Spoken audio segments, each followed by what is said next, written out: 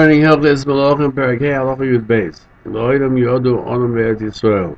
A person should always try to dwell in Eretz Yisrael, afilu be'ir shehu bo Kohen, even if the majority of the city are non-Jews.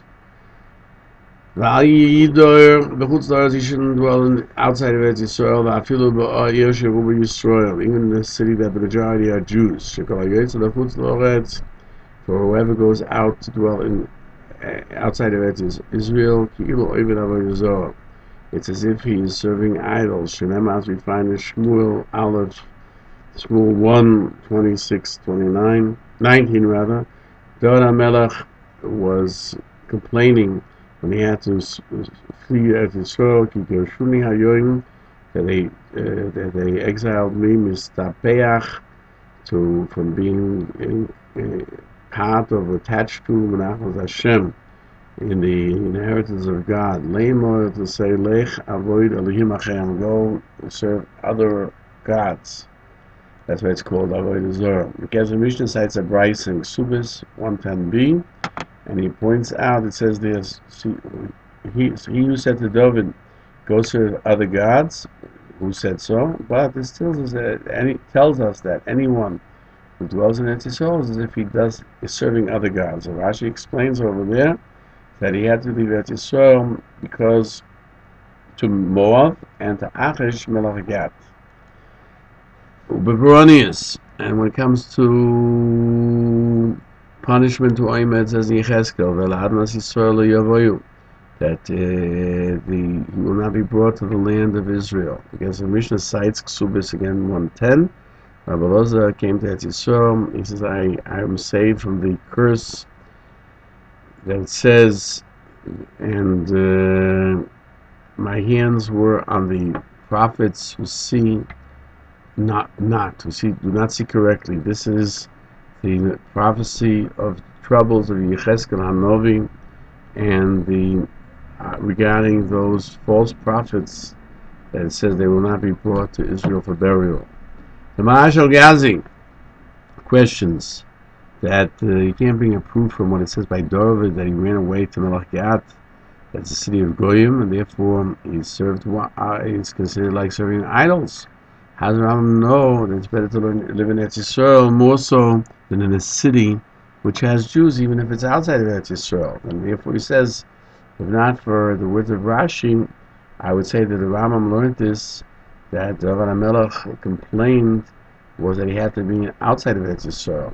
And he says, therefore, I'm not sure where the Rambam derived this statement. They call him Eisho. Questions. He questions from where did the Rambam know this halacha, and he brings out the Marit Sahaloin. And first, the Rambam writes, if you leave to go out to Eretz Yisrael as if you serve idols. The Gemara says, if you dwell outside of Yisrael, and not who leaves. And that's what the Shiurim writes. Maritz Halon explains that according to the Rambam, he wants to find the merit. He points out that the Rambam seeks to find the merit of those who live outside of Eretz Yisrael, that they should not say evil things about them. Therefore, he writes that the intent of the Gemara is somebody who dwells always there, and his fathers and his forefathers from the exile were outside, exiled, and what could he do? But the intent is only those who are in Eretz Yisrael, they should not go out to exile. But if they find themselves brought up in exile, they're not in the same category. And he infers that the Gemara says on David HaMelech, Ki Gershuni, because I was exiled, to go serve other gods. Who said to David he should serve other gods? And there they exiled him to Moab, as we said, in Melech Gat. And we see from this, it's understood that we don't find the posting of forbiddenness to live in exile, only to go out from Eretz Yisrael, the way David HaMelech left. Isha adds to his words what it says, everyone who leaves, that the intent is he goes to come back. It doesn't talk about somebody that Achon told him he could leave to marry a wife, to learn Torah, or to do business. It's only when he goes out to a city that the majority are non-Jewish, like David HaMelech, who went to come back. He didn't go to dwell there. And since he went to a place where the majority are non-Jews, he said they exiled me. What the Rambam says, a person should not live outside of Eretz Yisrael, and it's as if he serves idols. That's only when he goes from Eretz Yisrael in order to dwell in exile, even if the city is full of Jews. Therefore, Kesef Mishnah cites Rashi that David fled to a city that was full of non-Jews, and the kings that he mentions, that you shouldn't think that somebody who goes out is considered like going to Avodah Zarah, even when he goes to a city that has mostly Jews. But he has to be in the category of David HaMelech, that there's two things wrong. One, he went out of Eretz Yisrael, and the second thing is he went to a city of non-Jews. But if he goes to a city of Jews, it's not considered like he's serving idol worship. Thus we see that one can go out to exile for a good purpose, even when he wants to return, only if he is not going to a city with the majority of non-Jews. Then he's serving idols. Shiurim Moetzes adds, everyone lives in outside of Eretz Yisrael. If you leave Eretz Yisrael, it's as if he doesn't have a God. That means like the Maritz Sahilan. The same way, and according to Maritz Sahilan, we understand how the Rambam in Halacha 7 writes that you can live anywhere in the world except for Egypt. And Halacha 10 says you can't go out from Eretz Yisrael, because when it says you can live everywhere, it means if his family was dwelling there to begin with. And but somebody who lives in Eretz Yisrael, it's forbidden to go out to live in Chutz La'aretz, and if he does, it's as if he serves idols. The Pashto Shulchan points out, and the source of the Rambam is not in Ksubis, because there it says he who dwells. Only in the Eretz HaKahanim,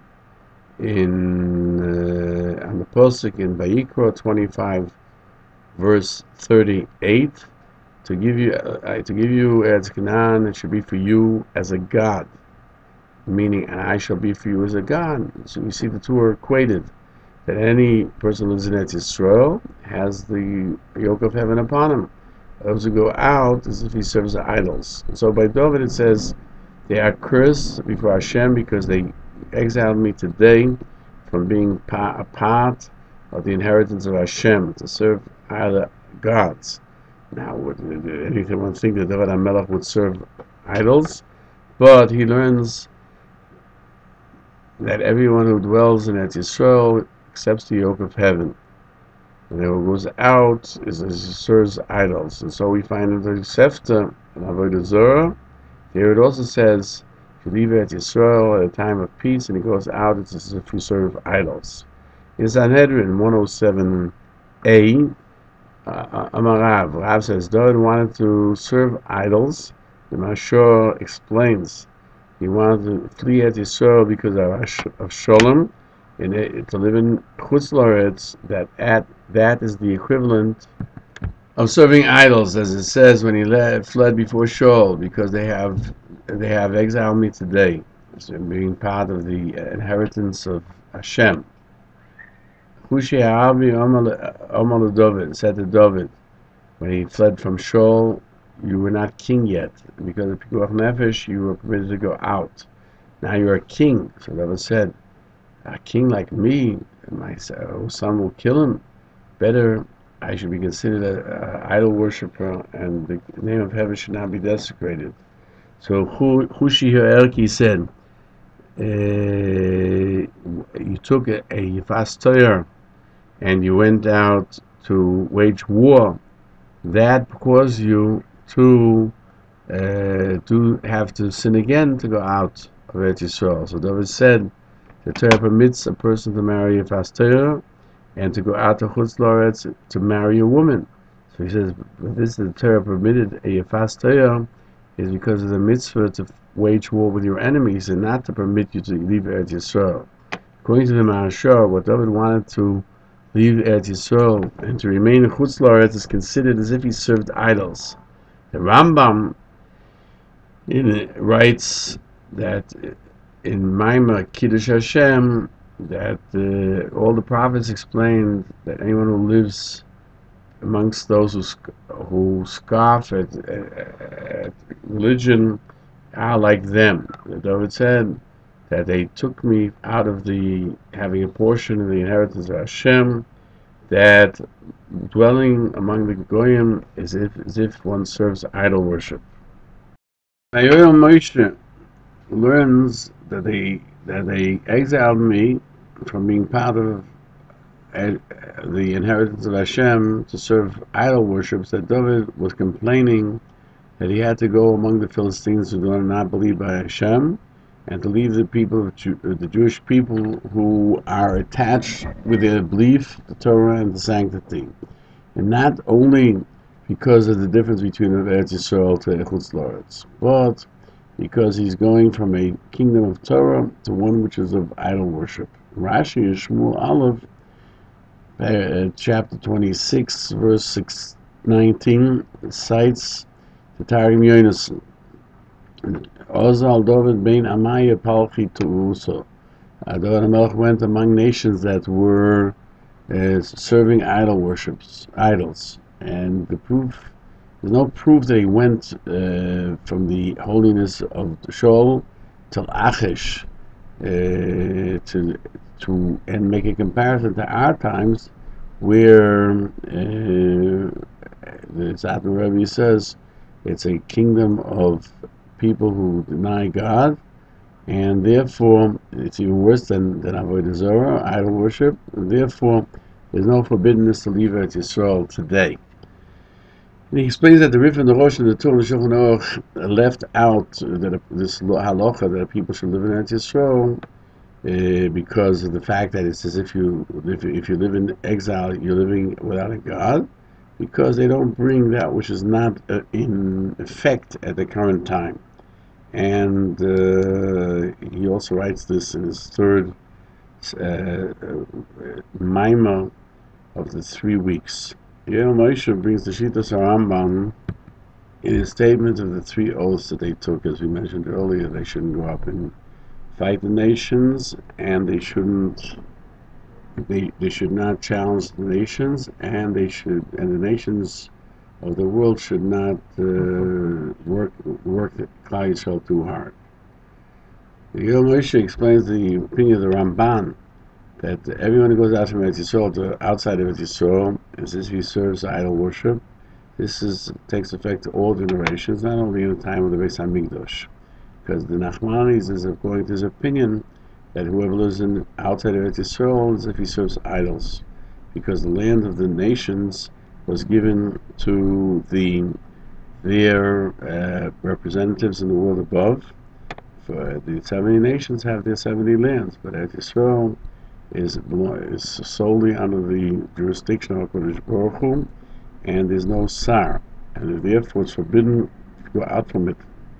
It doesn't have to do with the minim, because this is Eretz Yisrael is a land, as it says in Devarim 11, verse 12, the land which the eyes of Hashem are upon it from the beginning of the year till the end of the year.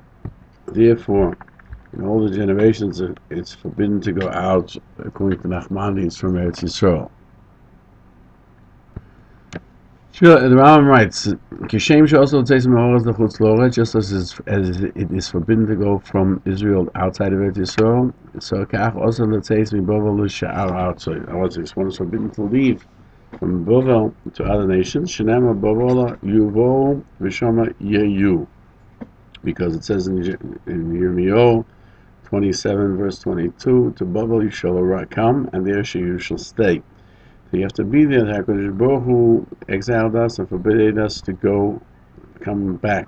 As the Mishnah cites Ksubis 111a again, Amar Yehuda, Amar Shmuel. Yehuda said the name of Shmuel, that just like it's forbidden to go out from Eretz Yisrael to Babel, so it's also to go out from Babel to other nations. And there, they say, on the next page, it says, Amar Yehuda, Kol Ha'olam Babel Eretz Yisrael. Whoever goes out from Babel to Eretz Yisrael transgresses a positive commandment that it says you shall come to Babel, and there you shall remain until the day that I shall remember you. And the Rambam writes that it's forbidden to go out from Babel to other nations, which I guess he would be including Eretz Yisrael, in accordance with the opinion of Rabbi Yehuda. This is because Babel was also the source of Torah. The Mishnah,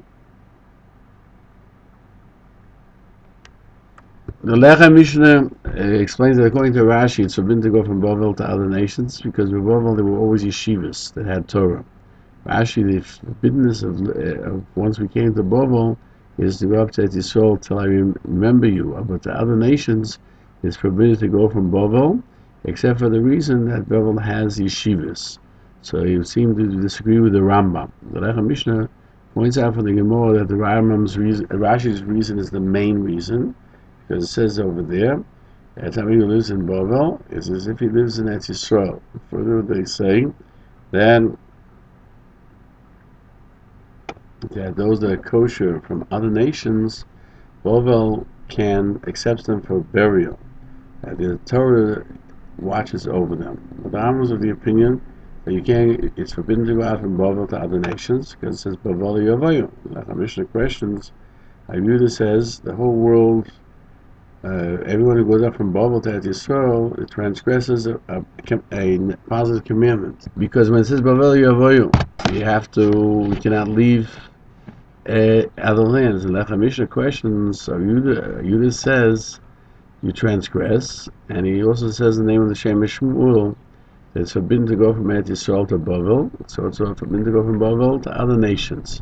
And if the forbiddenness to go from Babel to other nations, we learn from the fact that you have to go to Babel, like the Rambam, why didn't Rabbi say that if you go out from Babel without stating, he says Israel, he says to Eretz Yisrael, it would seem that to other nations, he doesn't transgress on this this injunction. And if you'll say that he's coming to tell us that if you leave Babel to Eretz Yisrael, you transgress, and certainly to other nations, why does it say it's forbidden to go from Babel to other nations? It's a minor from a major. If it's forbidden to go from Babel to Eretz Yisrael, certainly it's forbidden to go to other nations. Furthermore, he questions on the language just as. That means that it's comparable. The forbiddenness to go to other nations is more stringent. But according to Rashi, it's understood. Because the Bible had a sanctity from the Torah that was there. As it says, it's forbidden to go out from Eretz Yisrael because of its sanctity. So too, it's forbidden to go from Babel to other nations because of the sanctity of Torah. According to the Rambam, that the forbiddenness of leaving Babel is not because of the sanctity that's within it, but because it says you shall be in Babel. We have to understand why Yehuda made a differentiation between the two statements. And the Mishnah says that it would seem Rashi is correct because of Torah. The Marit explains that Yehuda said in the name of Shmuel, it's forbidden to go out from Babel to other nations. But Eretz Yisrael is permitted, and he disagrees. He says the whole world from Babel to Eretz Yisrael, whoever goes from Babel to Eretz Yisrael transgresses this prohibition, and just like it's forbidden to go from Babel to Eretz Yisrael, so it's forbidden to go from Babel to other nations, because it says that you shall be there. So the Marid questions that the Rambam brings the words of Shmuel, and he concludes with the words of Rabbi Yehuda that says you should come there. The Rish Asher Gazi understood from the Rambam the exact opposite from the Marid. That Rabbi Yehuda is only explaining the words of Shmuel. He doesn't disagree. And he says, Shmuel said it's forbidden to go out from Babel to other nations, and Rabbi Yehuda comes to explain that even if you go from Babel to Eretz Yisrael, you also transgress. That even to go from Eretz Yisrael to Babel, to Eretz Yisrael from Babel is in the forbiddenness. Without the posting, I would think that you could always leave Babel to Eretz Yisrael. Even when Babel it doesn't have yeshivas, you have to go there. Therefore, the statement of Shmuel tells us the Babel Yavoyu. Therefore, after the Rambam says it's forbidden to go out from Babel to other nations, he writes that's because of Babel you shall come. But he questions, but the Gufei Halacha questions this. Why did the Rambam change his language?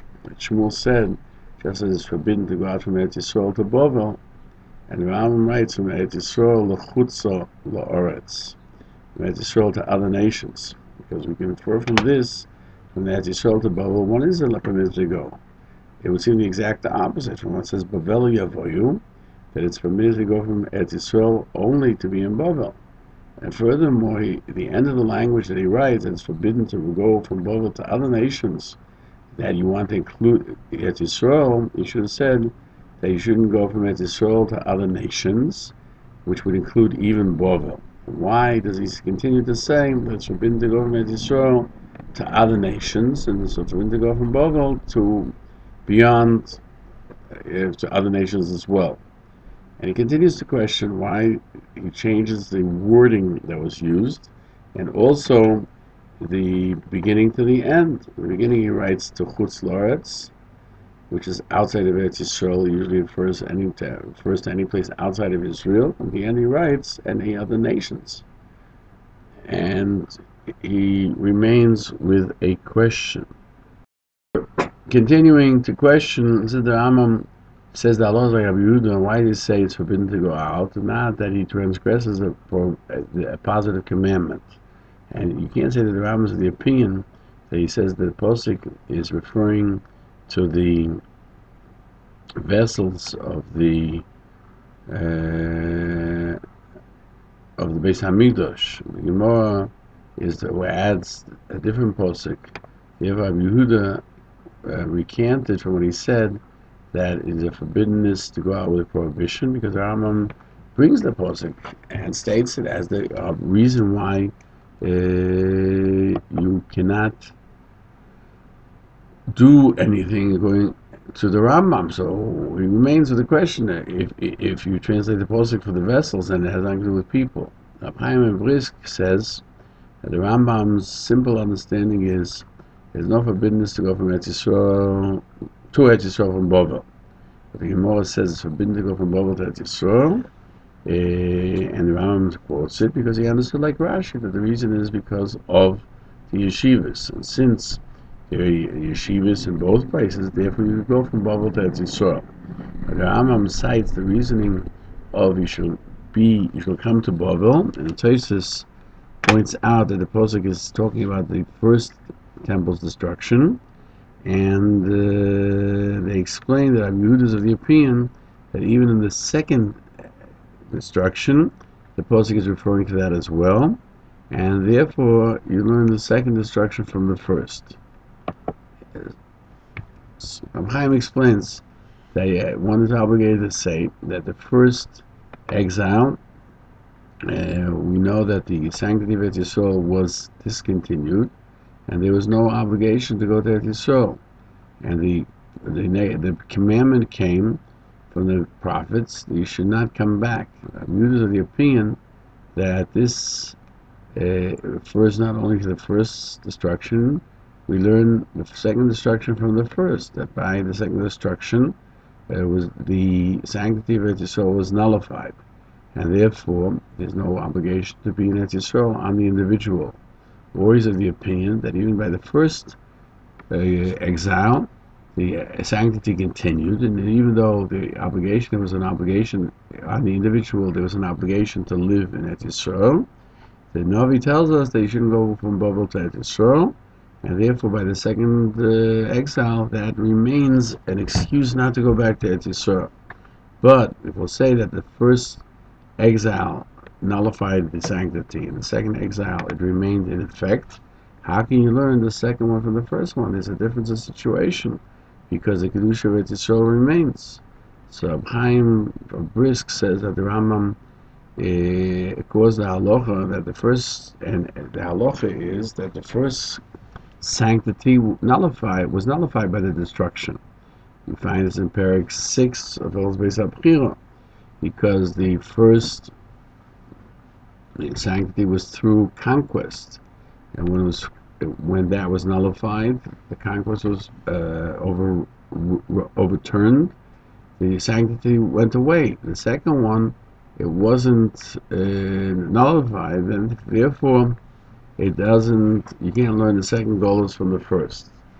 To say that the pasuk is referring to the second one as well, because once the kedusha of Eretz Yisrael remained, why should there not be an obligation to live in Eretz Yisrael? So the Bavli, Bovel that you should go to Bovel is only with regard that you shouldn't go to other nations. The Eretz Yisrael is inclusive because by the first exile there was no sanctity. Eretz Yisrael was equivalent to any other nation, but in the second exile, where the sanctity remained forever, then it's only referring to other nations, not in Eretz Yisrael. So therefore, the Rambam learns from the pasuk that you can't go out from Bovel to go back to other nations, but to go to Eretz Yisrael, there's no forbiddenness, because after the second bias, one is obligated to be in Eretz Yisrael because of its sanctity.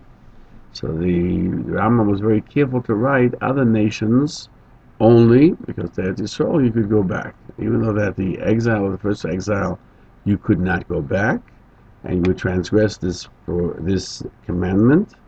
The second temple, that the kedusha did not become nullified, you do not transgress this injunction. Therefore, the Rambam doesn't mention it that you transgress a positive command. You heard it.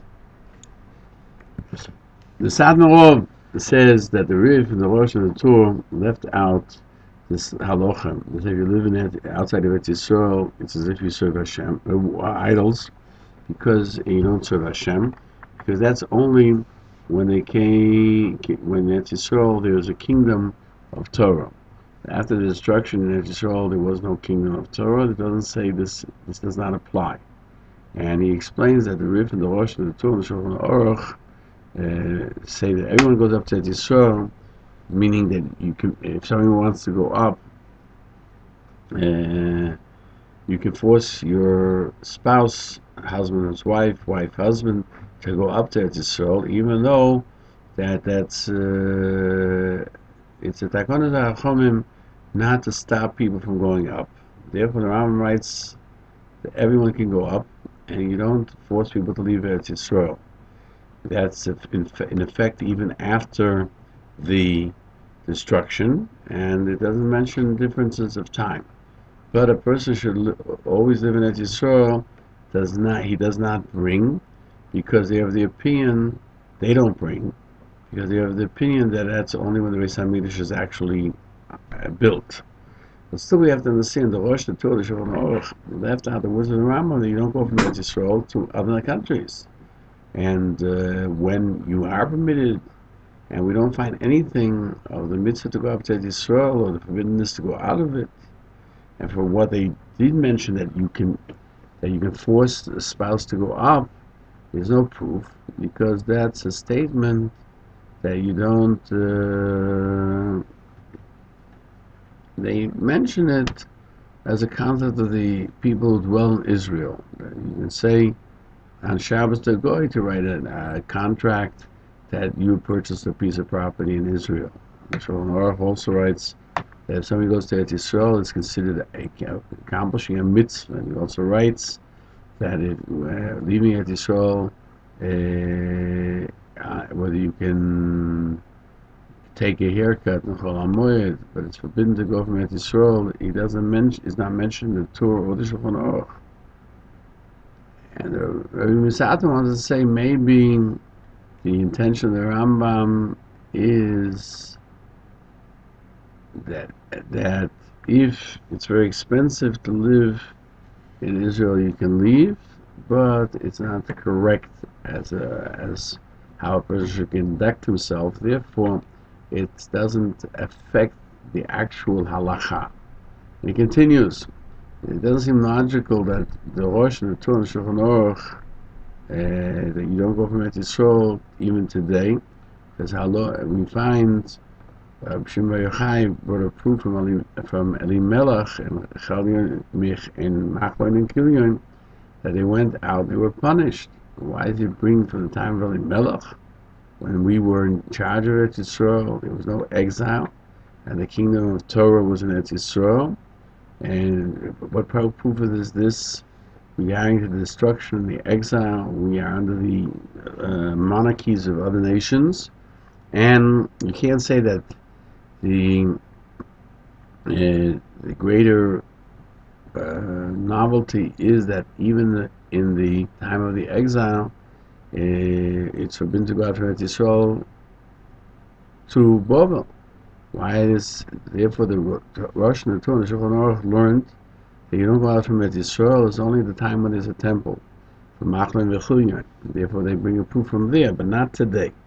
And he adds, the Satmar Rebbe does, says in the Lashon Rambam, you can't bring a proof that this is even today, because he uses the language of the Gemara, and sometimes it's sealed, even though when it's not clear, there's no clarity, even something that's only for the time of the Beis HaMikdash, because the Rambam did not differentiate the laws between times. He tells you all the halachas as they apply, but from the Rif, who cites that you don't go from Eretz Yisrael, there's a proof. He's of the opinion that it also applies to the time today, because he doesn't bring what doesn't take effect today. The Rosh and the Torah and the Shulchan Aruch that left it out, and they must be of the opinion that it's only in the time of the Beis HaMikdash. The Chazon Ish states that the mitzvah of Eretz Yisrael was decided by the Ramban and other poskim. We know that the Chofetz Chaim wanted to come to Eretz Yisrael, and he adds that the land of Poland, where there were many yeshivas, and the Chofetz Chaim was dwelling there, and all the laws of Torah were upheld there, it had a din of Eretz Yisrael. Other nations outside of Poland were like Chutz La'aretz. Thus we complete chapter 5.